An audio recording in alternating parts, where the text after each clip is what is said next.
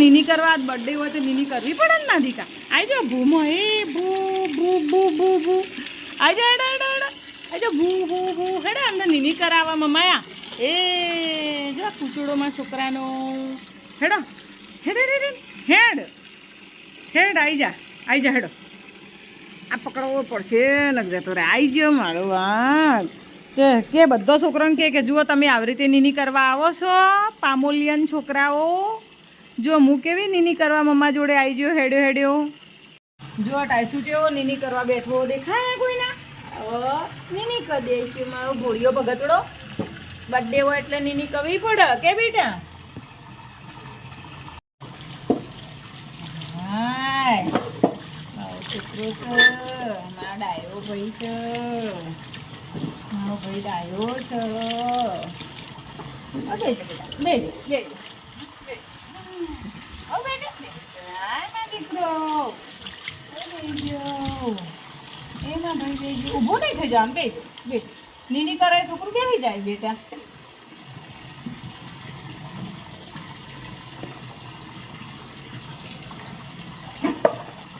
આમાં શેમ્પુ નથી દેવાનું. પછી આમાં મારી દીકાને નીની કરવા દેવાની. પછી મારી દીકાના કૂચડો ઘસવાનો. નહીં બેટા મારી દીકો છો કેટાય શું કે હું નહીં રહ્યો. જુઓ કે આજે મારો જન્મદિવસ છે એટલે મારે નાહવું પડે. મારે સાંજે કેક કાપવાની છે. મમ્મા જાતે કેક બનાવશે આજે. તમારે કેક શીખવી હોય તો મમ્મા શીખવાડશે નહીં બેટા. કે બધો કે તમારે કેક શીખવી હોય ને તો મમ્મા ઓરિયોની કેક બનાવવાની છે કે.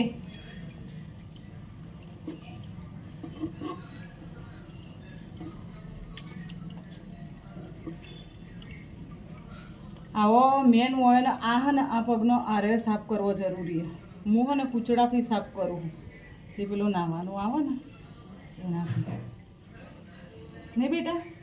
જો રંબા જતો રહ્યો આ જતો હવે નહીં રહ્યા. ખંચે દો અહીં એમ જો છે એવી ખબર પડે ગાય. જુઓ હા માણસ કરતાં વધારે સમજો હે ને. ચાલો હવે ઢોલડીમાં બેજો. જુઓ હા જોજો હો ગાય જેટલી ખબર પડે એને. ઢોલડીમાં બેજો. જોયું ઓના જેટલું કોઈ સમજણું વ્યક્તિ હોય તો ગાય. જુઓ આજે આપણે ટાઈસુનો જન્મદિવસ છે તો આપણે બનાવીએ છીએ થોડો શીરો. પહેલાં તો બપોરે ચોળી બટાકાનું શાક બનાવ્યું અને થોડો શીરો બનાવીએ છીએ. ઘી ને ભરડ્યું બે પહેલાં ભેગું કરી દીધું છે. પાણી ગરમ કરવા માટે મૂકી દીધું છે. તો ગાય જુઓ પાણી ગરમ થઈ ગયું છે. વગડી રબોડી એટલે બળસ વગડી એવું ઘણું થઈ ગયું. તો ગાઈસ આપણે હવે ચડાવી દઈએ કઢાઈ ધીમા ગેસે. મસ્ત આપણે ભરડું શેકવાનું.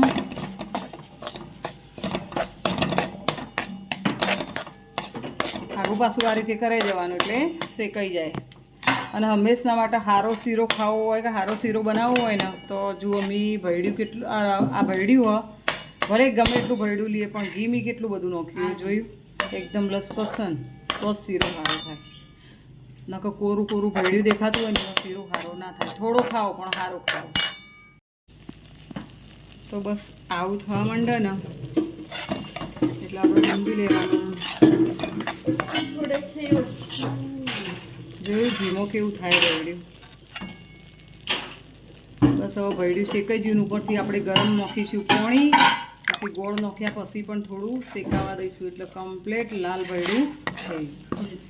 આવી રીતે ભરડું તૈયાર થઈ જાય.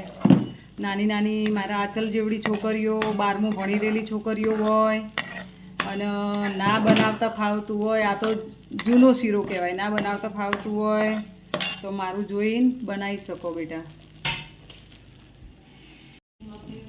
તો બસ આ રીતે આપણે નાખી દેવાનું છે ગરમ પાણી.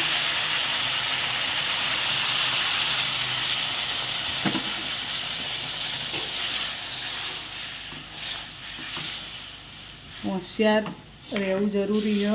કોઈ આપણને એવું ના કહી જાય કે તને શીરો બનાવતો નહીં આવડતો. પહેલાં ઘરડો બહુ શીરો બનાવતો આવો.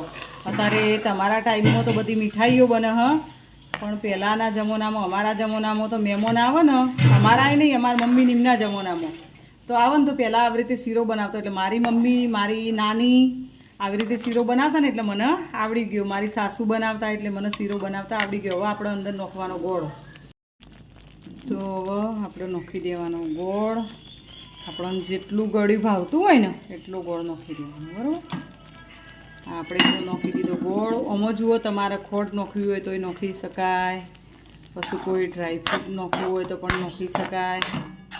પણ જેટલો સાદો શીરો બનશે ને, દેશી શીરો કોને કહેવાય, સાદો કહેવાય. અત્યારે આપણે આ નાખીએ ને પેલું નાખીએ ને પેલું નાખીએ એવું બધું વધારે પડતું નાખીએ ને એટલે આપણને જ નહીં ભાવતો.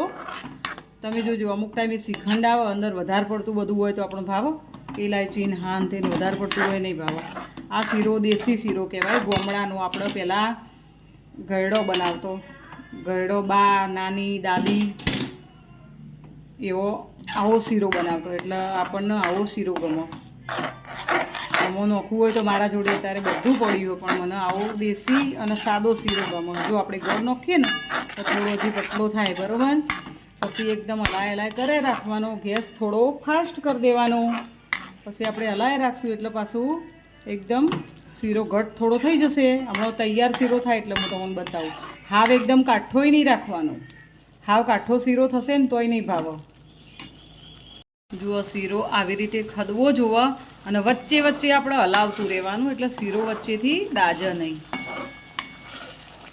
અને એક બીજું શીખવાડું કે ચમચો રહ્યો ને હંમેશના માટે આપણે કોઈ બી વાસણ આવી રીતે જોડે રાખવાનું. થાળી હોય કેવી રીતે રાખવાનું, તો ચમચો બહાર રાખવાનો, નકર તમે બળશો. અને જુઓ હવે કેટલો કાઠો શીરો થઈ ગયો. આવો શીરો સારો લાગે ખાવામાં. એ રીતે શીરો આવો સારો લાગશે. તો બસ આપણો શીરો બનીને તૈયાર.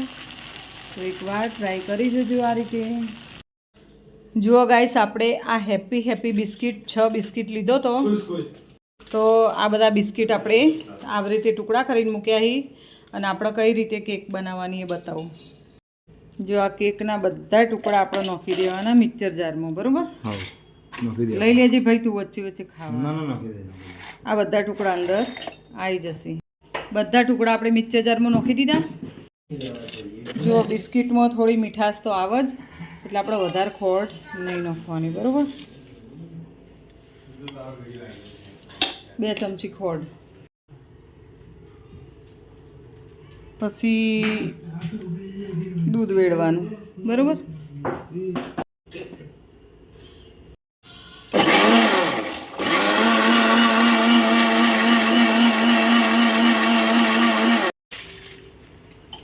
બસ તો આ રીતે તૈયાર થઈ જશે આપણું.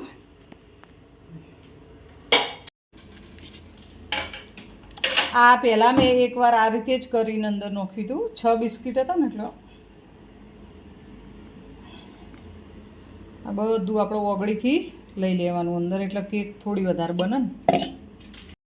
તો ગાઈસ જુઓ, હું આ મીઠું ઓલરેડી રાખું જ છું ઘરમાં, કારણ કે મને જાતે કેક બનાવતા આવડે. આજે આપણે સાદી કેક જ બનાવવાના એ ને કે ડેકોરેશનવાળી જોઈએ ને તો મને ડેકોરેશનવાળીએ પણ કેક આવડે, બરાબર. એટલે મીઠું મેં ગરમ કરવા મૂક્યું. આ મીઠું જ છે, આપણે ઘરમાં જે મીઠું ખાઈએ ને એવું મીઠું હોય, પણ સાદું મીઠું લેવાનું. કોઈ મોંઘું મીઠું નહીં લેવાનું. સાદી થેલી મળે ને એમાંથી લઈ લેવાનું.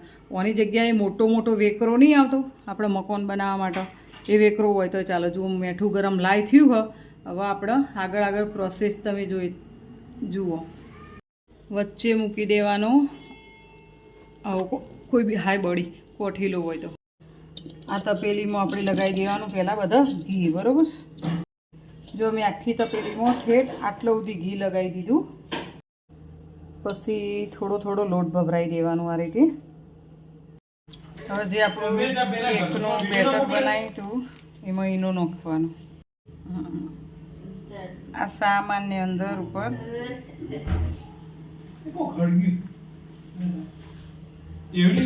દૂધ નાખી દેવાનું. તરત હલાવી દેવાનું, બરાબર. એકદમ ફેટી દેવાનું.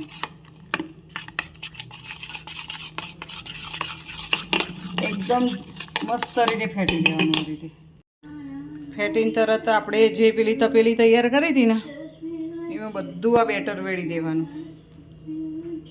એકદમ આપણે આ રીતે ફેટી અને પછી તરત ને તરત મૂકી દેવાનું. પેલું મીઠું આપણે ગરમ કરવા મૂક્યું ને એમાં આ રીતે મૂકી દેવાનું, બરાબર. પછી ઉપર મૂકી દેવાનું, સીધું ઉપર કોક મૂકી દેવાનું વજન. તો ગાઈસ જુઓ, આ 10 મિનિટ માટે થવા દેવાનું. આ રીતે ફાસ્ટ ગેસ કરી દેવાનો અને 10 મિનિટ સુધી ખોલવાનું નહીં કુકરને. 10 મિનિટ થઈ જાય ને પછી કોઈ બી ચમચી હોય કે કોઈ બી આપણા જોડે પેલી આ હોટલમાં જમવા જઈએ એટલે દૂધ ખોતરવા માટે નહીં એમતા લાકડી નાની આવે હ, એ નોખીને કે કોઈ બી આપણા જોડે, મારી જોડે કોટાવાળી ચમચી હ, ચમચી નોખીને જો ચોખ્ખી ચમચી આવે તો સમજી લેવાનું કે કેક તૈયાર. અને જો બીજું કે મેં કેમ ઘી લગાવીને ઉપર થોડો લોટ નોખ્યો ખબર હે, મારી જોડે પેપર નહોતું, પેલું નહીં બટર પેપર કહેવાય ને, એ પેપર હોય ને તો એના ઉપર જ સીધું નોખી દેવાનું. કોઈ લોટ પાથરવાની જરૂર નહીં, કશું નહીં. સામાન્ય ઘી લગાવી અંદર બધું નોખી દેવાનું અને પછી ડાયરેક્ટ જ મૂકી દેવાનું. મારી જોડે હતું નહીં ને એટલે. અને સાચું કહું તો આજ રવિવાર ને એટલે મારી જોડે ડેકોરેશન કરવા માટે ઉપર નહીં ને કે આપણે પેલી જેમ્સ ગોળી કહેવાય ને, ચલ જેમ્સની રંગીન ગોળી આવે એ રીએ ઉપર મૂકવાની. પછી કેકનું આ ચલ શું આવે એ રીએ પેલું એકદમ ક્રીમ આવે, હા ચોકલેટ ક્રીમ, હા ને એ આવે, ચોકલેટ જેવું જ આવે, આટલી બોટલ આવે, હું નોમ ભૂલી જઈ.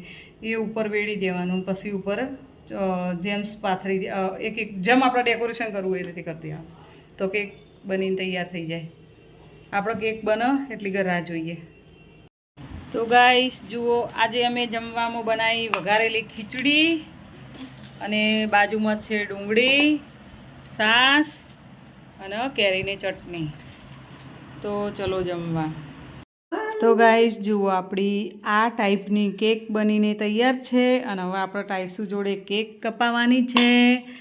તો જુઓ, રવિવાર હોય, કેક ના મળતી હોય કે કોઈ હોય એવી પોઝિશન આવી જાય તો આવા બિસ્કિટથી કેક બનાવી દેવાની. Happy birthday to you, happy birthday Taisu, happy birthday dear Taisu, happy birthday to you. આટલી કે ટાઈસીની અને બધી તમે બધા ખાઓ. લે બેટા, આમ જુકુ મમ ખાય. ઇન્દો લેટી તો બધો ભળે. એક મમ્મા ખા ને. હાથ નહીં બહુ ખુલકો લાગે મુન્નો. લે દેબો મમ ખાવડે. ચલો તા આલો હો બેટા, બૂન બીજી આલો. જો લઈ જાઓ, આ ચપ્પુ લઈ જાઓ. બસ અંદર એસી વાળા રૂમમાં લઈ જજો, ગરમી લાગે ને. જો ટાઈસી ફ્રોક પહેરાવી, ટાઈસી કેવી લાગે બતાવજે. પાછળ પાછળ ફેરો. ઓહો ટાઈસી હેડજે, હેડવા દેજે, એમને હેડવા દે, આમ જવા દે, ટાઈસીને જવા દે. ઓહો માય પરી, એમાં પરી ચોલ્લો લગાવ્યો જો કઈ છે. આજે તો એમનો જન્મદિવસ છે ને એટલે. ઓહો જુઓ ગાઈસ, ટાઈસી ફોટા પડાવે હ અને જુઓ છુટ્ટી ઊભી રહેશે હો. આ રીતે આચલ ઊભી રાખે ને એટલે છુટ્ટી ઊભી રહે.